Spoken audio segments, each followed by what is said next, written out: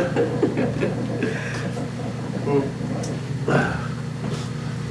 here today to talk about speaking of this thumb here.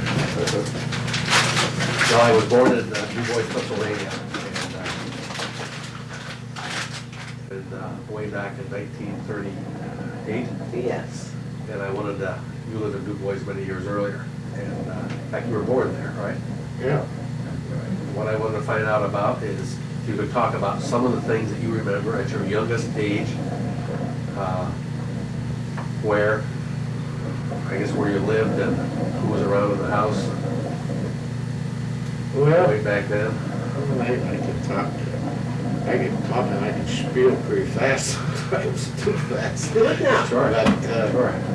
Well, this is not a 2-minute commercial, we have, well, take your time. I was born in Du Bois, I guess 1912. Yes, it was. Which hospital? Or I was born in my home. Where you were? Yeah. Yeah, all births were in the home. I was born in the front bedroom in Du Bois in 114. Dr. Quinn was my mother's family physician, and he lived directly across the street from our house in the corner of Washington Avenue and Stockton Street. And that's where I began this here career I've had so far. And I think the most vivid recollection I have of anything else is when we lived on Scribner Avenue. That was the next place. And my dad was in the flower and feed business. How old were you then when you moved there? Well, as I recall, about 5 years old is about the first I can recall in that particular time, 4 or 5 years old. You were saying your dad was in the feed business. I know dairy feed, poultry feed. He owned the Du Bois Milling Company that later sold to Leaf Greens. Yeah, he owned the Du Bois Milling, as I said, and he was a flour salesman too. But that's prior to his living in Du Bois. He was a flour salesman. He sold from a Niagara Falls Milling Company. But to go back to myself, I think perhaps some of the most vivid things I recall were when I got my first bicycle, and the little red one. It wasn't a full-size bike. And Marlon Way, one of the boys I played with, and Marlon Way, George Sparks, and Freddie Hoover, and the Swishers, Bob Swisher. He was a school teacher or Well, son? he had a brother that was a school teacher. But Bob was a guy, and Wendell Hunter used to play with him a good deal. They lived down across from the Presbyterian Church on Scribner Avenue. And we used to slide down the bank back of his house on cardboard, pieces of old cardboard boxes. And that were our things I did when I was, a young kid, for fun places, things to do. And you went to school where? Well, I started in Central Central School in Long Avenue. Scribner. Scribner Avenue. And I remember the first day I went there, the guy sitting here next to me is Sam DeCarroll, a boy that lived down what we call the flat in Du Bois. A nice kid. I know I still remember the first day or the second day, he had to go to the bathroom and he couldn't hold it, and he went right in the seat, and the urine run down over the seat and on the floor, and he cried. And I forget the name of my first teacher's name was Miss Ellis. She was the first teacher I had. And I went all through grade school at Central School. And You walked to school? yeah, I walked down Scribner Avenue to the Central School. And That was before busing. busing, there was no busing then, No integration busing to integrate the No Swedes crossing. with the Italians. no crossing guards. or anything like that. No cars either, no automobiles. Who was living at home when you started school? Well, my brother Charles and my brother Homer, they were at the house. And Charles and I used to play with the Ways a good deal.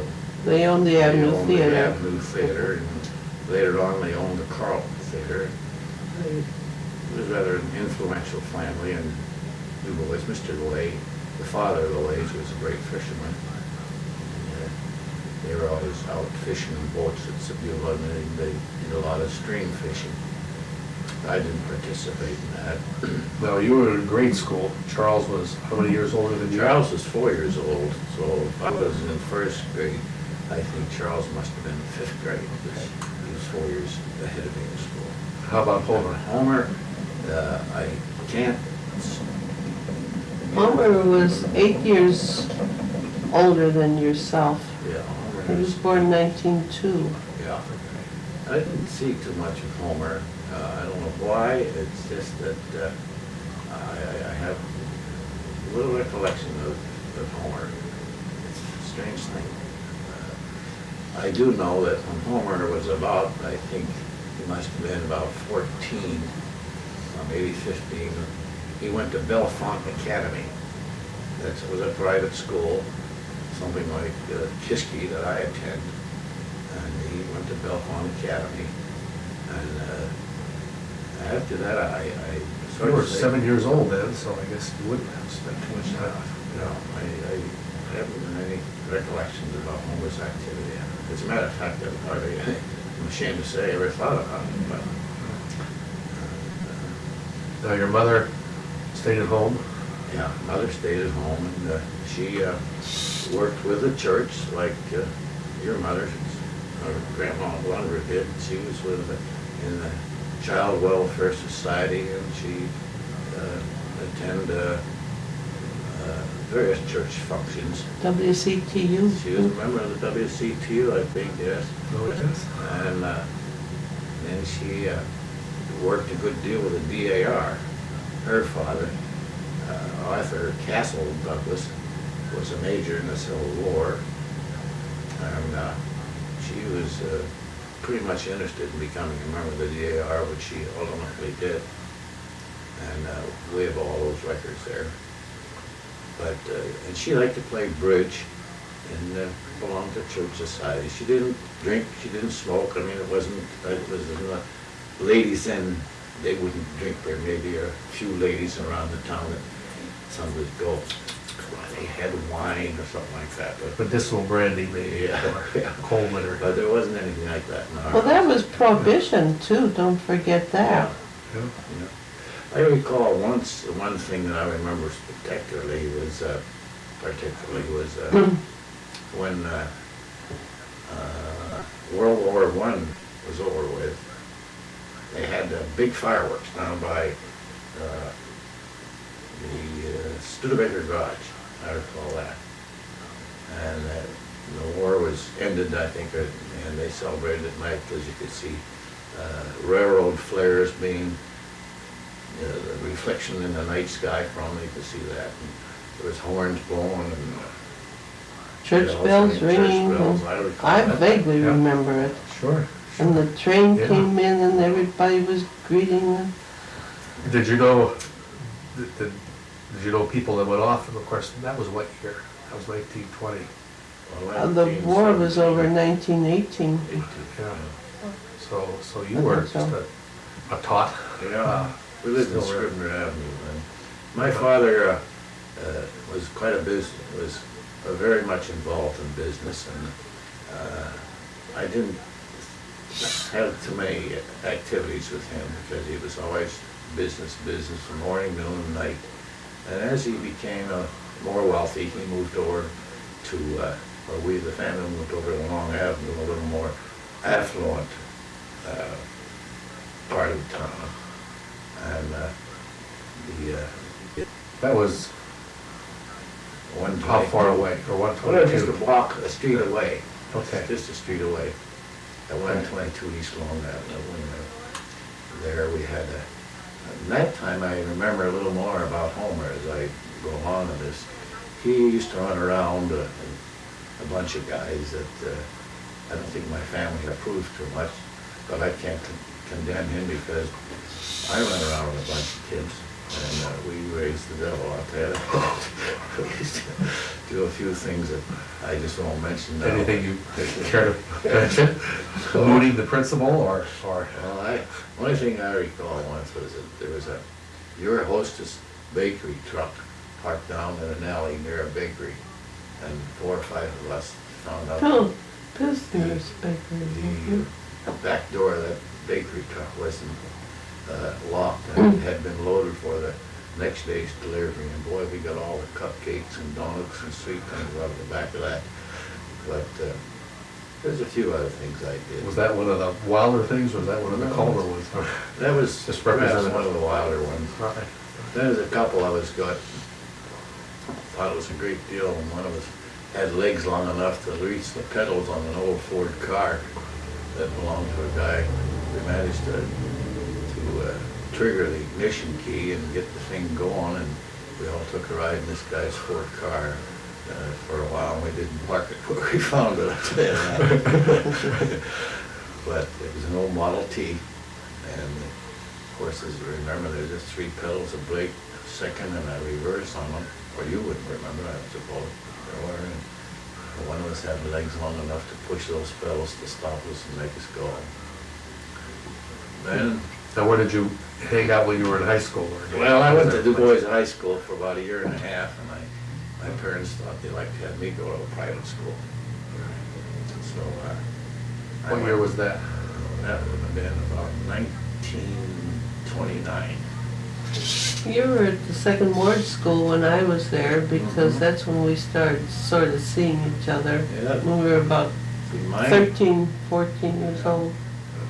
So my name was ending in L-U-M, and your mother's name, L-U-N, quite frequently. She was behind me. And that's how we always know about her for a heck of a long time. Okay. And, but I was taken out of Du Bois High School. I went there 1 year, freshman year, and then I went to Kiski Prep School, where I finished, graduated in class of 32. Then after that, I came up to Buffalo and went to Brian Stratton's Business College and studied typing and bookkeeping. And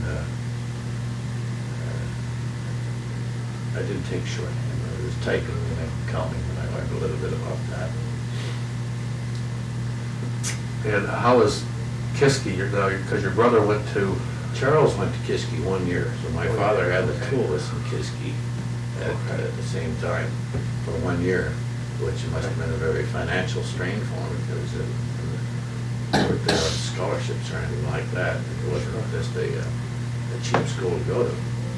Who went to another school, Bellefonte Academy. Bellefonte, that's where That's Homer where Homer went, yeah. Okay. Bellefonte, Pennsylvania. And Kiski, that was just a general high school. You didn't study anything in particular there? No, what they used to College advocate about Kitchen, Kiski, was that if you graduated from Kiski, you were supposed to go to either Princeton, Harvard, or Yale. It was this rather an exclusive school, something like Exeter and Hanover and Boston, that area. They were quite exclusive young men's school, grooming schools. Something similar to a young lady might go to Vassar or to Smith. Kiski was on that category. And it's kind of a finishing or polishing school for young men. Now, Long Avenue, Scribner Avenue, lived there. They were paid for. Yeah. Well, yes, they were paid streets. We still had horses. Oh, yes, in the winter old man Steffi had a dray line.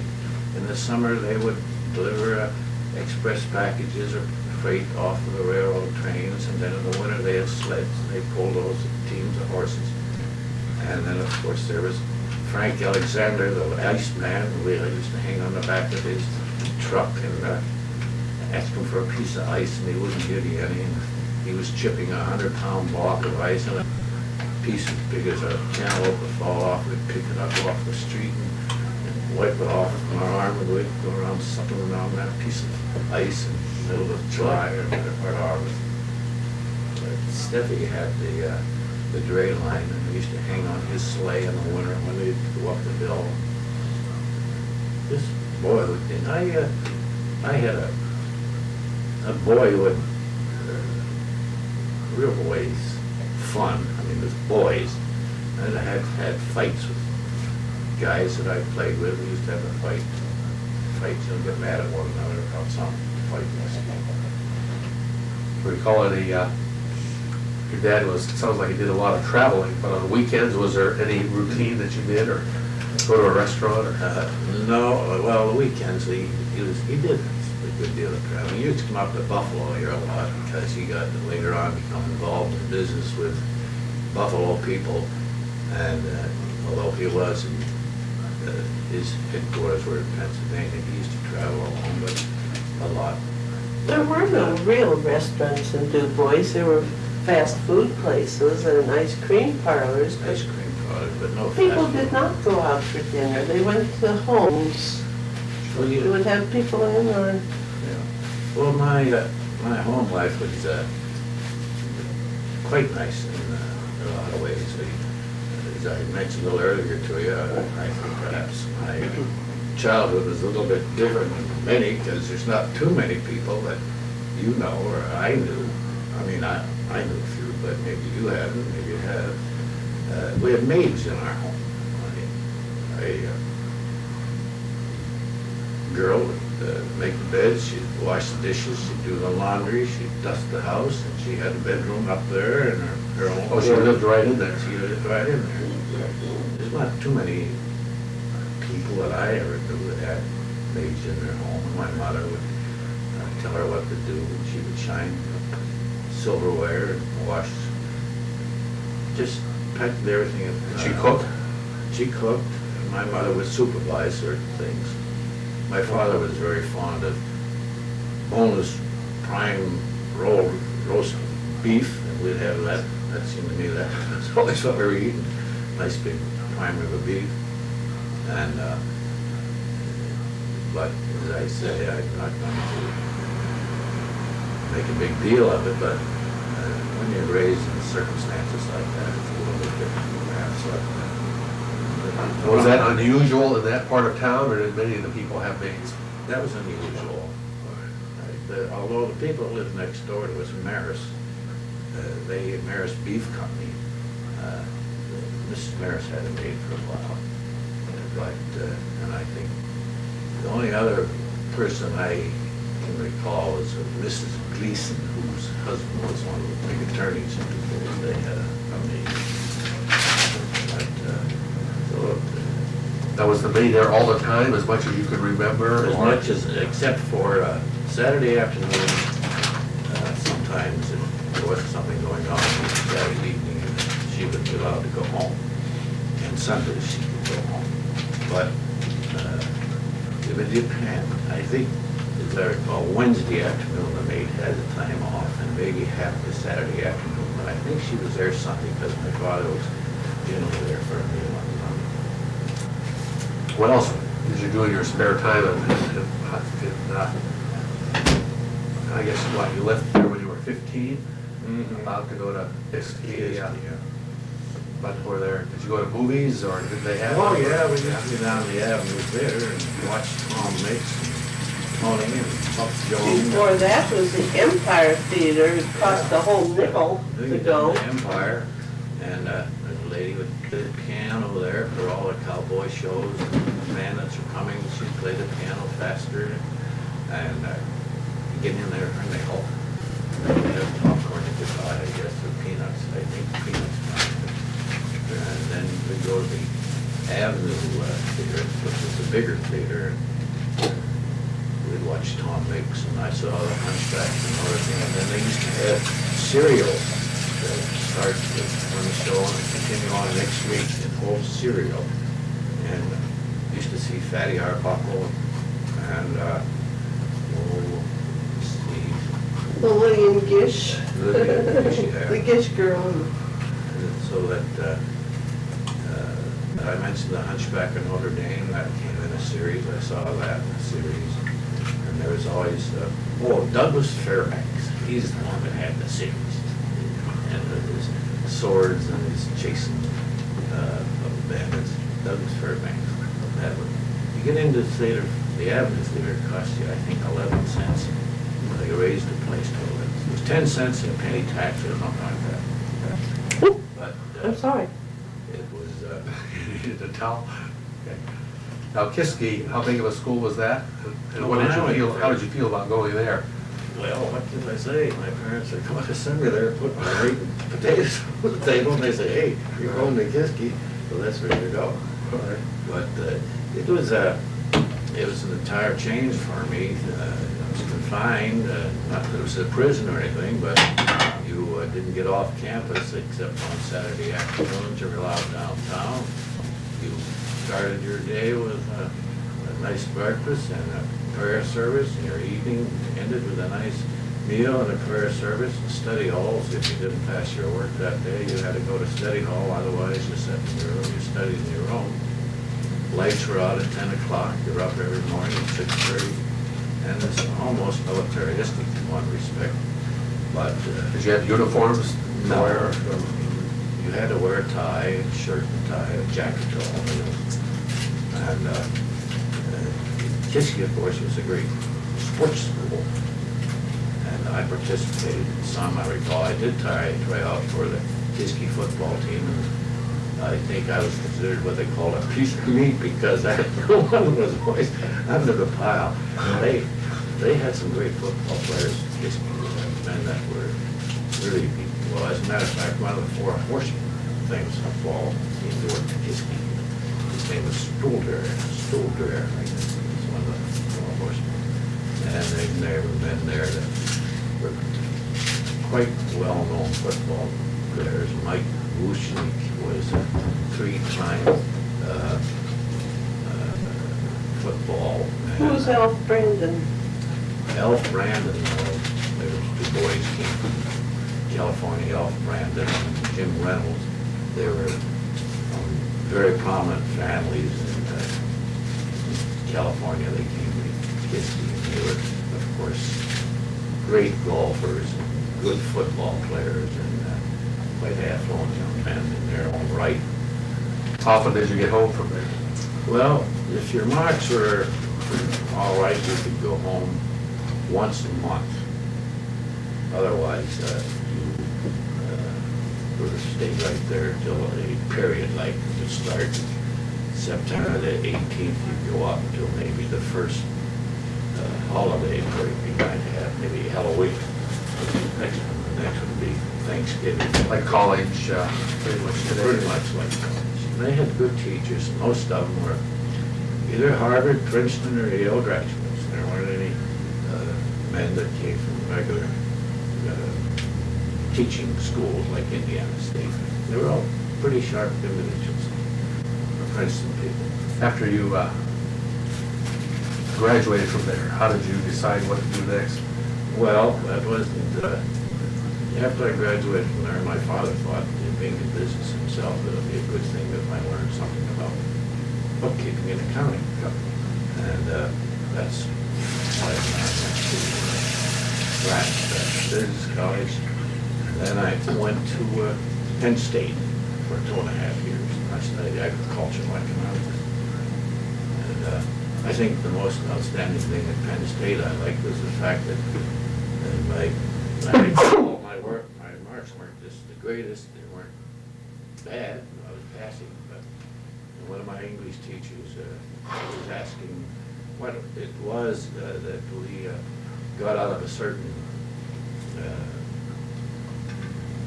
story we were reading. I forget what the story was. And she wanted an opinion of how you felt about what was taking place in the story. And various ones were mentioning what they liked about it. And she said, what do you think about it, Frank? I said, well, as I gather, I think the things I liked about it was, or I think that struck me most, I like to go out and run my hands in cool dirt and sand and work the soil. And I like to plow or to work something up and see the nice smoothness of it. Or I like to put seed in the ground and plants and watch them grow. And she said, you got this out of this book that we were reading? I said, well, that's what I thought about doing in that particular chapter of it. And the next month, my mark was about as high as you could go. She liked what I said. I like that. She liked that. I like that. Now, was that what led you to getting in the apple business? That you Yeah. studied there? Yeah.